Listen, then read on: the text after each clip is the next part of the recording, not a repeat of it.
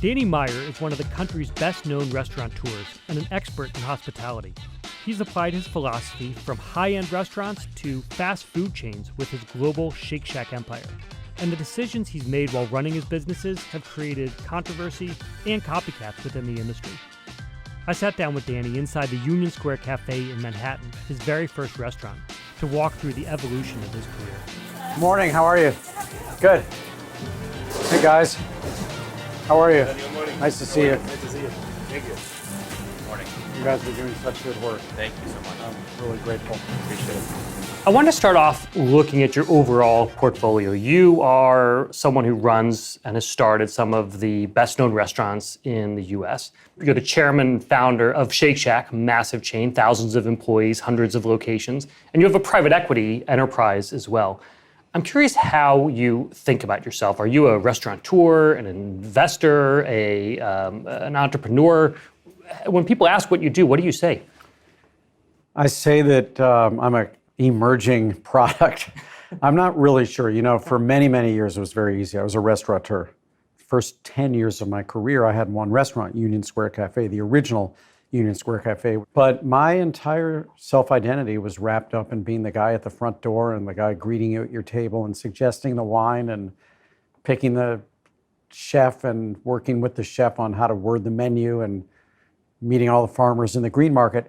And I still love doing all that stuff. But I'd say for the second part of my career, once there became 5 restaurants, I finally looked at myself and said, you're an idiot if you think that you actually have any measure of control over what's going on around here.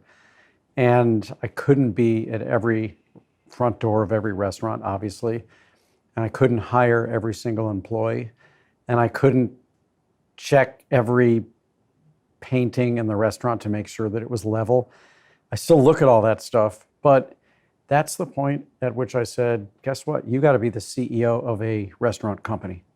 And if anything, I look at myself as being the executive producer of a pretty cool studio.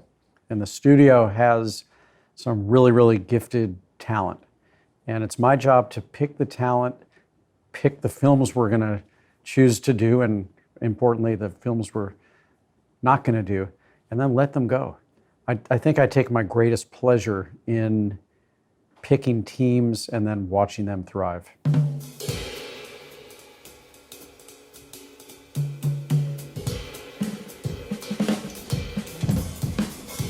One of the things I find fascinating about the restaurant industry is that expansion tends to happen because of people. How do you know when someone is ready to get the Danny Meyer investment? I've actually, in my career, held some people back who told me they were ready to grow.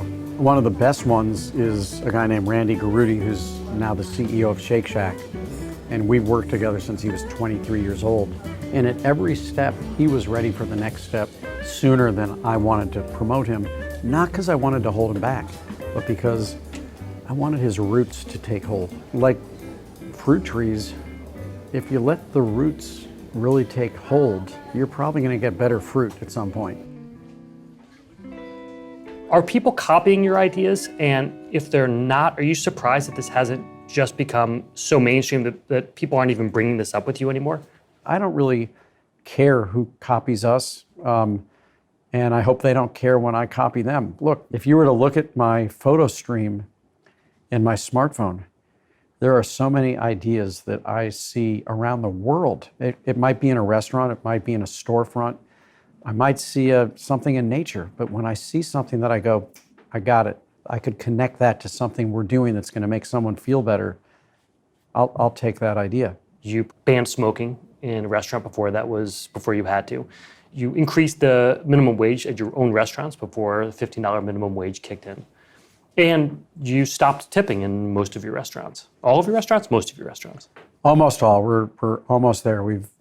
We have converted every restaurant about one every 4 to 6 months because it's not an easy process whatsoever, and we're almost there. The tipping one you kicked off in 2015. Mm-hmm.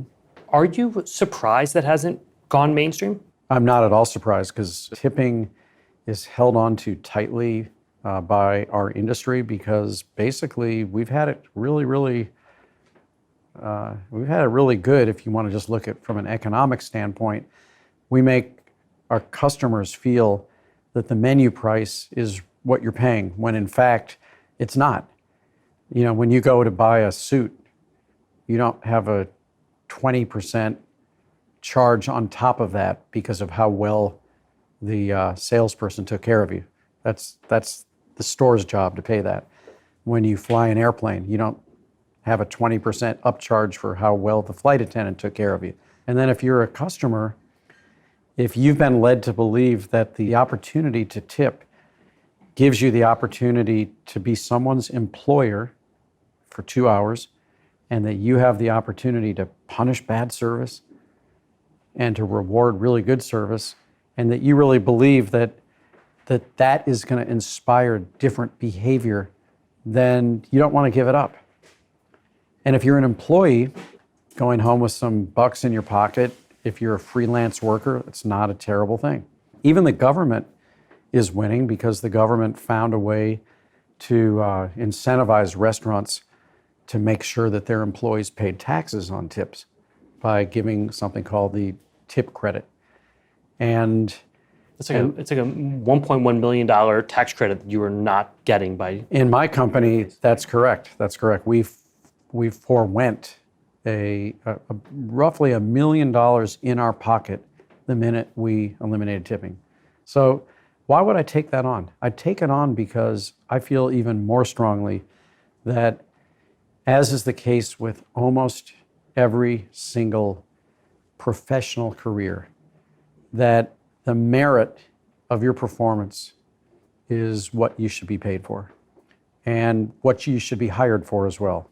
What we're not so good at historically is providing a growth path, a professional growth path.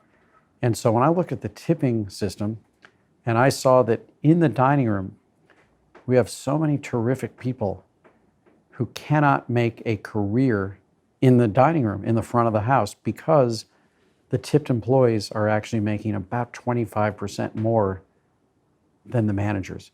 Why in the world would anyone take a 25% pay cut in order to become a manager?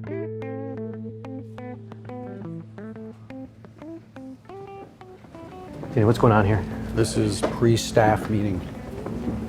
Do you attend those anymore, or is that? I think if I attend the meeting, everybody starts to act differently than they would otherwise act. What are you guys tasting, and can I have some? Of course, the Grim Noon Moon. It's an English milk stout. So it's gonna be Thanks. might go good in your cup. Woo. Yeah. Thank you. It probably would be good in there. Every morning, absolutely. This is the only way to start a day. You talked about the economy a little bit. There is $4 trillion in consumer debt. It's more than the U.S. has ever seen.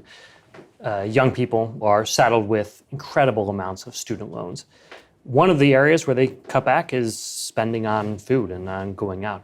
Does that worry you as someone who is so invested in this industry and is leading this industry? I think the best thing we can do to make it a more stable economy is to hire people and make sure to pay them good living wages and have things like family leave, which we have a very, very generous policy for family leave, especially relative to our industry, and obviously provide health insurance for everybody who works here, and provide jobs that have real upward mobility. So for us, the big challenge right now is how do you build restaurants with today's mentality in mind? Tech is never going to replace touch. Right. I think tech that can bring people together, in fact, is the best tech in the world. And I think restaurants, and I think the table at restaurants remains the best place for people to truly get their needs met.